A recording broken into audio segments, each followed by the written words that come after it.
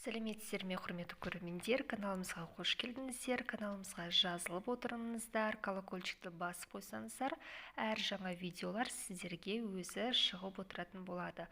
Бүгінгі тақырыбымыз ол әрине шаштың зақымдануына қарсы 10 пайдалы өнім туралы айтатын болам. Бұл өнімнің біразы сіздерге өте таныс. Алдымен шаш неден зақымданатыны туралы айтатын боламыз. Шаш зақымданады күнделікті қолданылатын біздің фендерімізден, утюжоктардан, бюралайтын плойкалардың әсерінен әрине шашымыз зақымданады де өңін жоғалтады. Бұлай болмас үшін бізге ең қарапайым өнімдер көмекке келеді. Ең алдымен ол әрине бізде пиязда дәрумендер мен минералдар бар. Әрқашан биологиялық белсенді күште болады. Пиязды шашты ылғалдандырады, қоректендіреді, шашты өсіреді. Ең бастысы пияз құрамында кератин бар. Пияз маскасы кез келген тері типіне болады. Яғни барлық типке пияздан жасалған маска болады. Қайызғақтан құтылу үшін де пияздан және майсана майынан жасалған маскалар көмектеседі.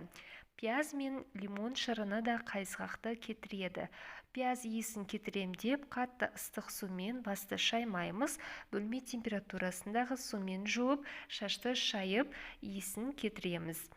Екінші орында бұл бізде чеснок, яғни сарымсақ. Сарымсақ құрамында В6, С дәрумендері көп. Олар шашты қатайтады, тез өсіреді. Терідегі өлі шаштың пияшық фолликулаларын қайта тірілтеді де тез өсіріп қалыңдатады. Сарымсақ табиғи антибактериялық зат болып есептелгендіктен бас терісіндегі микробтарды өлтіріп, шаш түскен бөліктерде шаштың өсуін қайта жүргізеді, шаш өсуін жеделдетеді.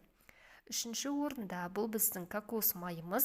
Шашыңызға кокос майын жағу сыну мен зақымдануды болдырмауға көмектеседі. Нәтижесінде шаш ұзын, қалың болады. Сондай-ақ шашты зақымдайтын сәулелерден, яғни ультракүлгін сәулелерден қорғайды. Шашқа ылғалды дәл осы кокос майынан іздеңіз. Кокос шаш өздігінен терең еніп, шашыңыздың құрғауынан сақтап ылғалдандырады.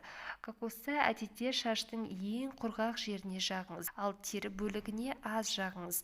Жылы сумен жуып шайыңыз. Төртінші орында бұл бізде күріш. Күріш тек диеталық өнім ғана емес, сонымен қатар ол сұлулықта да пайдаланылатын косметикалық өнім. Оны ежелгі Жапон, Қытай, кәріс елдері біліп қолданған. Олардың шаштары қалың, ұзын, тіке, жылтыр болған. Әрине ол күріштен жасалған тұнбаның арқасында.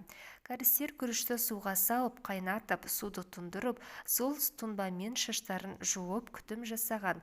Қалған күріштің маскаларын жасап, ылғал мен шашқа пайдалы қорек еткен. Күріште Е, В, С дәрумендермен қатар антиоксиданттар көп. Олар шашты тіке етеді және ылғалдандырады, тез өсіреді. Шашқа бірден-бір көмек осы. Күріш суы терісіне де таптырмас тоник болып саналады. Бесінші орында бізде лавр жапырағы. Лавр жапырағы дәрумендерге өте бай емдік өсімдік.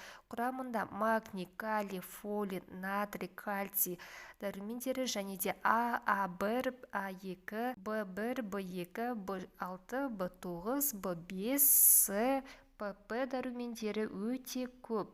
Қышқылдар омега-3, омега-6 қышқылдары да көптеп кездеседі.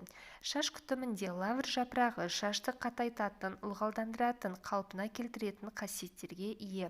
Сондай-ақ май бездерін реттейді. Шаштың ағаруын баяулатады. Түрлі майлар мен лавр жапырағының тұнбасын араластырып маска жасаңыз. Хош иісті болады және емдік маска болып есептеледі. Алтыншы орында бізде бұл қыша. Қышаның шашқа пайдасы. Бұл орысша қышаны біз горчица деп айтамыз. Қыша шаш күтімінде үлкен маңызға ие. Ол шаштың берік болуына септігін тигізеді, өсуін жылдамдатады. Сондай-ақ қышаның майлы шашқа таптырмас ем екенін көпшілік біле бермейді.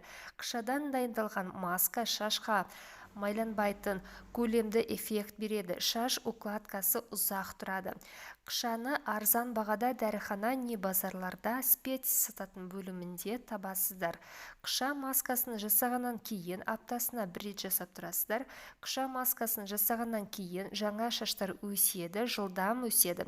Қыша маскасын құрғақ шашқа теріге жағасыздар. Бар болғаны 10-15 минут ұстап, терідегі қыша маскасын жылы сумен, бөлме температурасындағы сумен жуып тастайсыздар. Көп ұстауға болмайды. Ескерту: қыша ұнтағын ыстық сумен дайындамайсыздар. Салқын сумен және қышаны араластырасыздар. Сонда 10-15 минуттай ұстап, қайта жуып тастайсыздар. Бас терісінің сезімтал болса, көп ұстамаған жөн. Алоэ вера. Бұл таңғажайып өсімдік, өйткені ежелгі уақыттан бері өзінің емдік қасиеттерімен әлемге танымал өнім. Медициналық, косметикалық салаларда кеңінен қолданылады. Алоэдегі агава дұрыс өсу стимуляторы. Алоэ ең алдымен бас терісінің әртүрлі аурулармен күресу жолында қолданылады. Алоэ шырынымен ешбір қоспасыз-ақ бас терісіне қолдана беруге болады. Шашқа және теріге терапия және инъекция болып, әрине алоэ вера есептеледі. Банан бұл пайдалы, өте құнарлы және дәрумендерге бай. Банан құрамында әйелдер ағзасына өте қажетті Е дәрумені, Б дәрумені және С дәрумендері бар. Е дәрумені шаштың құрамын қатайтып, сынғыштығын қалыпқа келтіреді. Шаш тапшылықтарын, талшықтарын мықты етеді. Жылтыр және жұмсақ эффект береді. Ал В1, В6, В9 дәрумендері шаштың жас әрі жұмсақ сезімтал етеді. Өсуін жеделдетеді. В9 шаш иммунитетін қалыпқа келтіреді. Ал В5 дәрумені шаштың ағаруына қарсы ем болып есептеледі. Ал бізде келесі өте пайдалы өнім бұл какао майы.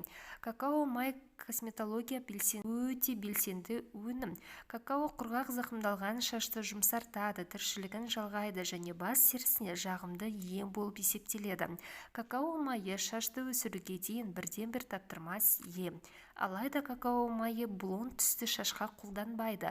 Қара қоңыр түсті шаштарға қолданады. Себебі какао майы сары шаштарды, блонд шаштарды қарайтып жібереді. Сол себептен де тек қара қоңыр шаштарға қолданылады. Какао майын аптасына бір рет қана қолдану керек. Шашыңыз жұмсақ және жарқырап тұрады. Каналымызға жазыла кетіңіздер. Пайдалы болып жатса, өз пікірлеріңізді қалдырыңыздар. Видеомен бөлісіп, лайк қоюды ұмытпаңыздар.